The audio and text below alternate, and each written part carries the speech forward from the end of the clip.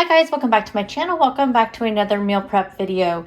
I have another soup recipe for you. This is one I'm kind of making up. The original recipe I was going to do was just a plain old chicken noodle soup. It just sounded really good. Have not had chicken noodle soup in a long time. It's starting to get kind of cool in the evenings. It's still warm during the day, but kind of cool in the evenings. And I don't know, just a nice yummy soup. It's just sounding good. As you guys know, now this is like the third week in a row that I've had some kind of soup or stew recipe, and it has been such a lifesaver to have something ready to go for lunch and dinner, and it's just so comforting. And so I was gonna do a chicken noodle. Then I was in the grocery store and I was like, oh, I saw the gnocchi and I'm like, I think I may want to do the creamy gnocchi chicken soup. I mean, it's all basically the same ingredients, just had to add a couple more. But then I saw next to the gnocchi, they had this chickpea orzo. So I was super curious about it. So I'm like, why couldn't I turn the creamy gnocchi soup into a creamy chickpea orzo soup? So we'll see how it turns out. Here's all the ingredients that we need. As far as spices, I'm just going to use thyme, which I need to fill up my thyme bottle, but I have some thyme right there. Mustard, garlic powder, onion powder, and then red pepper flakes, which we'll kind of put at the end. Kind of adds a nice flavor at the end. Then as far as veggies go, I'm going to dice up an onion. I'm going to do onion, celery, and then I have these shredded carrots to use up. So another great way to use up these shredded carrots.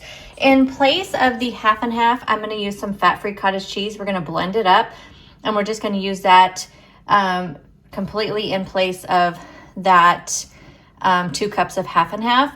And then we have some organic chicken broth. Now the gnocchi recipe calls for 4 cups, but I think because I'm using the orzo, I may need to do more. So I did pick up 2 cartons just in case I needed some more. And then of course we have our boneless chicken, boneless, skinless chicken breast. So first thing we're gonna do is go ahead and get the onion chopped up. And I'm gonna grab some minced garlic out of the refrigerator, and we're gonna add that in there. So the first thing we'll do, we'll saute up our veggies and add the chicken and all of that. And I'll just take you along the way, but we're gonna add all of it in so we can get the chicken cooked up. But this should come together pretty quickly. Okay, so literally I am just going to blend this up. So I'm just gonna dump it in my blender here, and I'm just gonna do the entire thing. And then I'll measure out about 2 cups because that's how much half and half you need for this recipe. But whatever I don't use, I'm just gonna leave in here. But that's all you do. You just blend it up and you'll see it comes out. You may need to add a little bit of liquid if it doesn't blend up real well, depending on your blender. But mine has a like puree setting and a blend setting, and those usually makes it pretty liquefied. Alrighty, let me show you how this comes out. See? Nice and liquefied. And it does not taste like cottage cheese when you use it this way. At least I don't feel like it does, but of course I like cottage cheese, so I may not be the best one to tell you that, but I feel like most people, the issue people have with cottage cheese is the texture, and this kind of takes that away for you. So we have our nice liquefied cottage cheese. So if you're somebody who uses cottage cheese like this a lot, what's nice is if you just picked up a big one of these and go ahead and just blend it up and just leave it in the refrigerator, and you can just use it as you need it. And what's nice is it's good until, of course, the date on the container. We are ready to go ahead and get this into the pot. So I actually only ended up doing 1 3/4 cup. I have a little bit left, just seemed like a lot, but I don't know. I mean, I haven't had any issue before doing cup for cup, but it was never, I didn't have a recipe that ever called for 2 cups of half and half. So, you know, typically it was like maybe half a cup or a cup. So it seemed like a lot. The other ingredient I didn't tell you about is I needed a 1/4 cup of flour. This is going to be to thicken it. The reason why I have it in, I didn't measure it out in this little cup, but I'm going to add some broth to this before I put it into the soup. And actually the cottage cheese may thicken it up a little bit, but we'll just go from there. I put all my seasoning in a little container. This just makes it easier. So we have our onion, our celery. I kept it very chunky, and because I figured with the orzo is so tiny that I just wanted it to be a little bit chunkier, so I kept my celery, and I love celery, so I did way more than what it called for. I believe the original recipe called for like 2 sticks of celery. That is nothing. I did that entire package of celery because I love celery in my soup, and I did a half of the onion. And then we have our shredded carrots, our minced garlic, and then with the chicken, I went ahead and seasoned both sides of it. And that's because chicken can get really bland in soups like this. So I like to season both sides. And what I'll do, as you see, before I add the liquid in, I'm gonna go ahead and sear. After I sear up the veggies and saute the veggies, we'll put the chicken in. We'll sear the chicken on both sides. Again, it kind of just seals in that seasoning and just helps have a lot more flavor. But I don't have the red pepper flakes in here because I do find the red pepper flakes can get a little bitter if you add them in too early in the recipe. So I'm just letting my cooker over here heat up, and then we will be ready to throw all the veggies in. Okay, so I have all the veggies in there and the garlic. I just used a little bit of cooking spray. So I'm going to go ahead and let these saute up until they're nice and soft. And then I will add in the spices, and then we will add in the chicken. But I like to make sure these get nice and soft and get kind of a nice little brown to them. Just adds a lot more flavor to the soup. Highly recommend you do not skip this part when you're making any soup. Don't just throw the veggies into the broth because they'll soften, but they won't have like a nice like flavor on them. Like this really adds a lot of flavor to the veggies when you do this first. So highly recommend this part, especially putting it in with the garlic. It just really helps just get a lot of flavor on those. Multitasking, so while my veggies for my meal prep are cooking, I'm gonna go ahead and go strip the bed and get the shower curtain and the bathroom rugs. Now that these are looking nice and brown, I'm gonna go ahead and add in the spices. And here's another tip.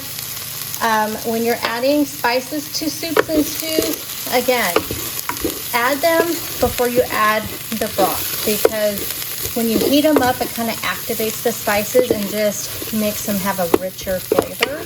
So always try to heat up your spices when you're making any kind of thing with broth and whatnot. So I'm gonna go and grab the chicken. We're gonna add that in next. Make sure I kind of nestled the chicken where it could touch the bottom, so like I said, I can get kind of a good sear on both sides of the chicken before we add in the broth and the cottage cheese, blended cottage cheese.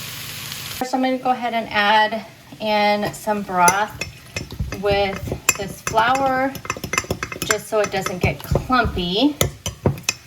When you add flour, unless you're putting butter. Now, if you were using butter with those veggies, then it'd be a little bit different because you can make a roux out of the butter and the flour, but I didn't use butter. I don't find the need for it because you can just add a little bit of chicken broth in with this and it just heats right up. Now, this box of Orzo is 5 servings, and this soup I'm figuring is gonna be at least 6 servings.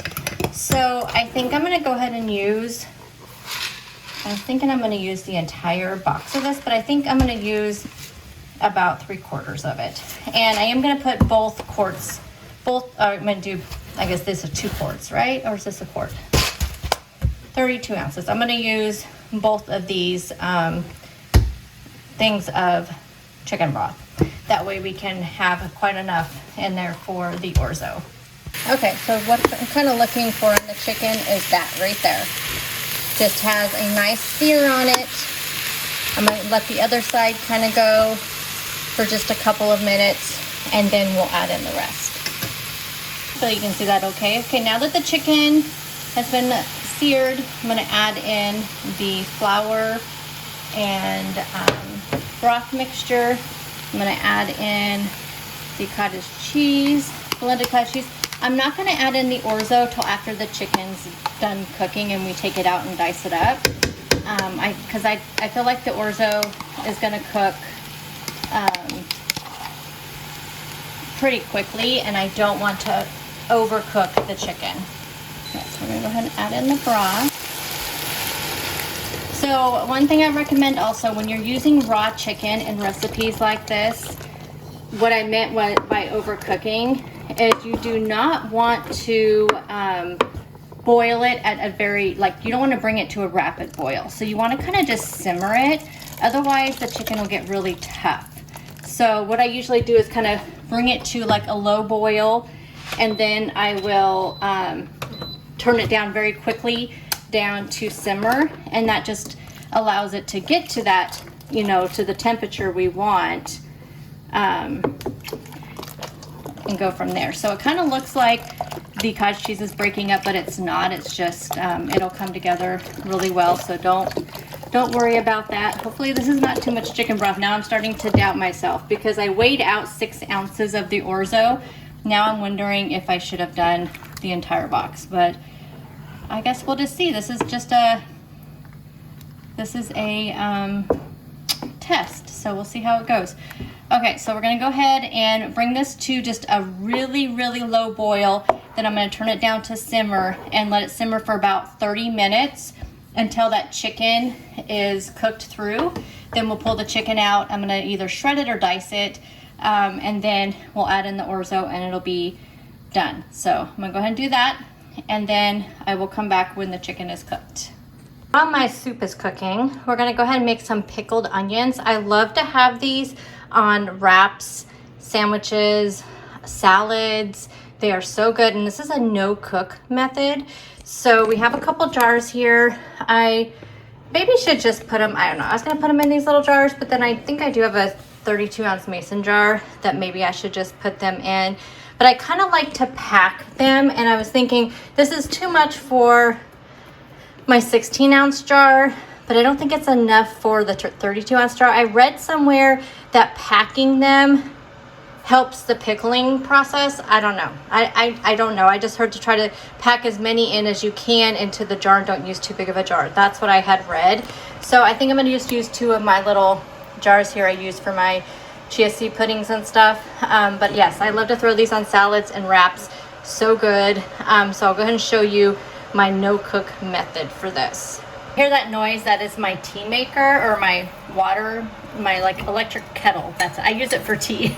So I call it my tea maker. It's my electric kettle that I'm heating up some water. You don't want it to be completely boiling. I'm gonna bring it to boil and let it kind of cool down a little bit. But in the meantime, we're gonna go and pack these in here. And you wanna do them as finely as you can. If you have a mandolin, use one of those. I'm terrified of those because you guys know how clumsy I am. And honestly, I think it's a bad deal for me to have one of those. I have cut myself before on them pretty badly, so I just prefer not to use one. So I cut them as thinly as I can, but honestly, I love onions, so it's okay if it's a little bit thicker for me. But yeah, so just cut them up as thinly sliced as you would like them, and just kind of shove them in your jars here. And then we are going to have our cup here, our 2-cup thing, because you're going to use a half of a cup of apple cider vinegar.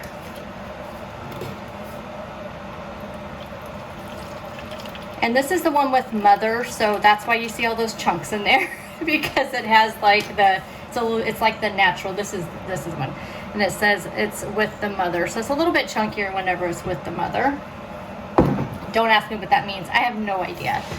And then we are going to do a tablespoon of sugar. I'm just going to use my pure sweetener. I don't even know if I have like real sugar in my house right now. So I'm just using this erythritol stevia blend.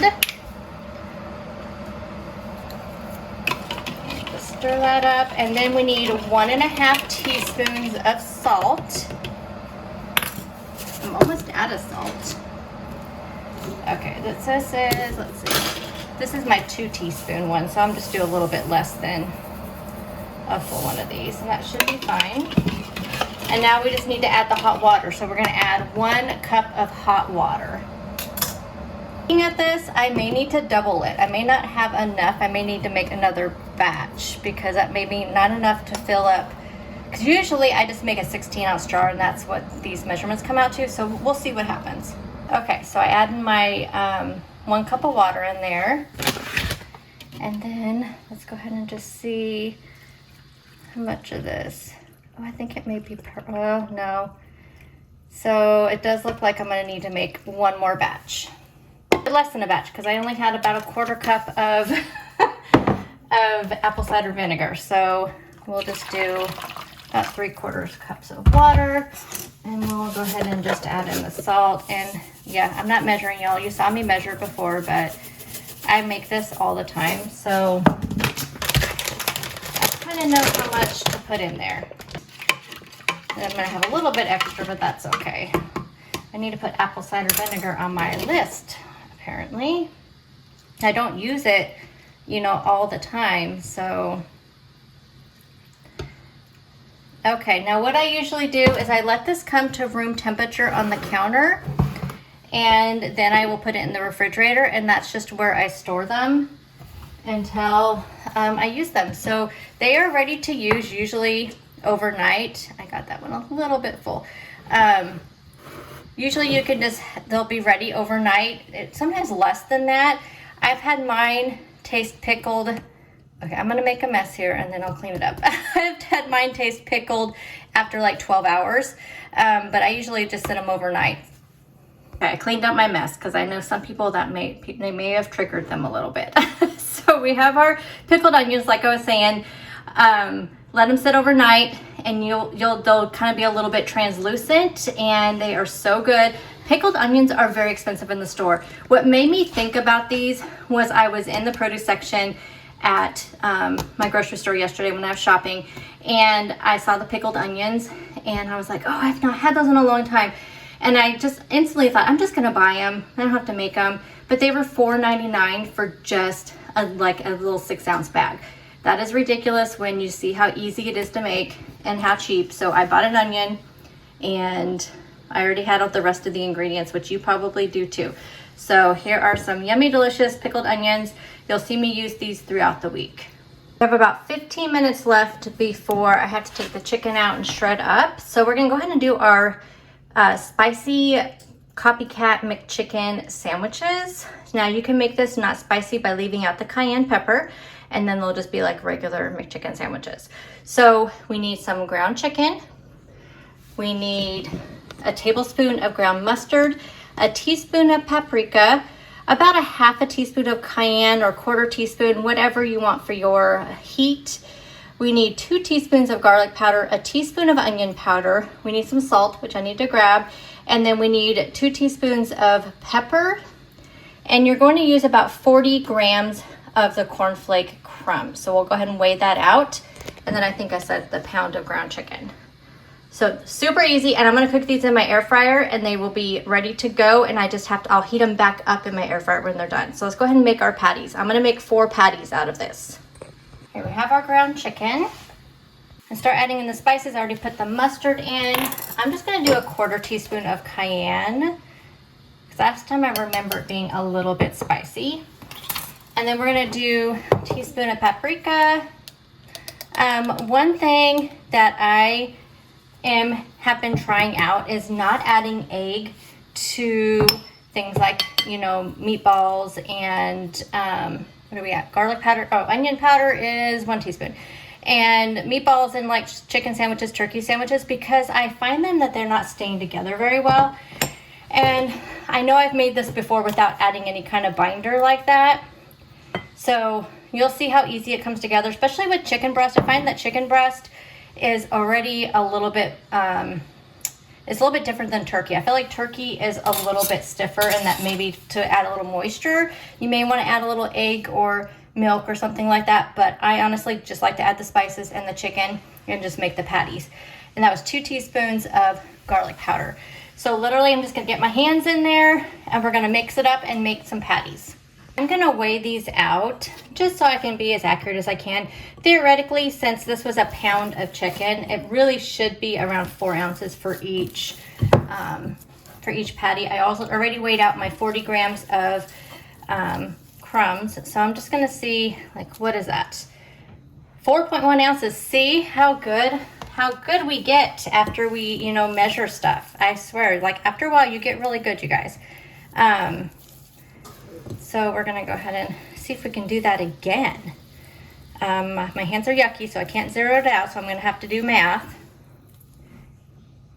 Oh, so close again. That was 3.8 ounces, but we're gonna go ahead and leave that because I feel like, sometimes you're not getting what you're actually supposed to be getting in the store, because 4 times 4 is 16, right? Yes, so technically these should all be each 4 ounces, but as you can tell, it's coming up to 14.4 ounces is what that's coming up to. I'm gonna look at my chicken thing again.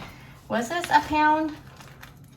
16 ounces. So what happened to all of it? Because I even added spices in there and it comes up to 14.4. So I'm gonna distribute this a little bit, but y'all, like, we're getting, like, are they also weighing the package? I kind of feel like we're getting a little gypped in the grocery store because, yeah, we have 14.4.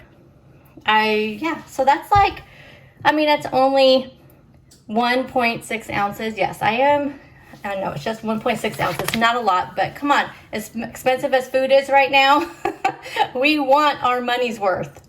Now, literally all we're gonna do is take these balls and we are gonna kind of pat them out. I think the recipe I'm gonna link down below actually says they make 6 patties out of this, which I just feel like that is way too small. Like, I want this to be a meal, you know? So, and you don't actually use all the crumbs, I don't feel like. Like, I feel like I always have some crumbs left over, which is fine. I just still count them and the calories and all that as if it was 40 grams. But there you go, that's all you do. And like I said, we're gonna put these in the air fryer. I'm gonna probably cook them at about, I wanna kind of cook them a little bit longer, because I noticed that ground chicken does take a little bit longer to cook than ground turkey. So I'm gonna probably put it on around 360 and cook them probably for about 10 minutes on one side. Then I'm gonna flip them and then cook them for another 10 minutes. And I will spray them with some cooking spray. Now, if you wanted to really have a good crust on that, you could do the layering method. And that would be like, you know, have some egg and milk, and you could, like, you know, dip it in your crumbs, dip it in the egg, dip it in the milk, dip it back into the crumbs again, and then you're gonna get a nice good layer. But honestly, like, this has so much flavor with all those spices, and then these crumbs just, they like crisp up so well that you don't need to have that extra, like, you know, like extra fluff to them, which I know that's how the McChickens are at McDonald's, but I feel like they're definitely not needed. I just like working with ground chicken, but see how well they'll stay together? Whenever I had egg or milk or something, add like a binder like that, I feel like it just kind of falls apart. So I have just stopped putting egg in a lot of my meatballs and sandwiches and stuff. Like, I just feel like you don't need it. And look how much of this stuff I have left over. Now, you could weigh this and see what you have left over, but I don't really find it all that necessary. Okay, so we're gonna go ahead and cook these up, and I will show you what they look like when they're done. More than likely, actually, we'll probably be jumping to the soup next while the first batch of those are in the air fryer. I have a double air fryer, so I can fit 2 patties in each one and get this done pretty easily. But if you just have one air fryer or just a single air fryer, then I would do 2 of them at a time. I would not overcrowd them because it can affect the crispiness. So I'm going to spray them with some olive oil cooking spray. And like I said, put them in at 360 or 370. I think I'm gonna do 370. 10 minutes, flip, another 10 minutes, we'll check the temperature. I think our chicken is probably done. Yes, it does appear to be done. So I'm gonna go ahead and take this out and put it on my cutting board over here. I can't do 2 things at once. And then I'm gonna go ahead and chop it up. Okay, so we're gonna go ahead and I think I'm just gonna I'm not gonna shred it. I think I'm gonna keep it a little bit chunkier. Because like I said, I just kind of wanted a chunky soup, kind of more like a chicken stew. These were really thick chicken breasts, which are not my favorite. I kind of prefer the thin chicken breasts, but I'm not really doing this on a stable surface, as you can see. So this is just one of the chicken breasts. And I think I'm actually gonna let this just kind of sit here and rest a little bit while I cook the orzo, and I will put this in after the orzo's cooked. That way, again, like I said, I don't want the chicken to get really tough and I need to bring it to a boil to go ahead and cook the orzo. So I think we're gonna do that. Put these left in the refrigerator from last week, and I went ahead and added some of them to the soup because the shredded carrot just disintegrated, and like I just said a million times, I like a chunkier soup. So I went ahead and put these in there because they're going to be boiling with the orzo anyway, so they should get nice and soft. Okay, so this is just starting to come back to a boil, so I'm going to go ahead and add in my 6 ounces of orzo. And I think this will be plenty.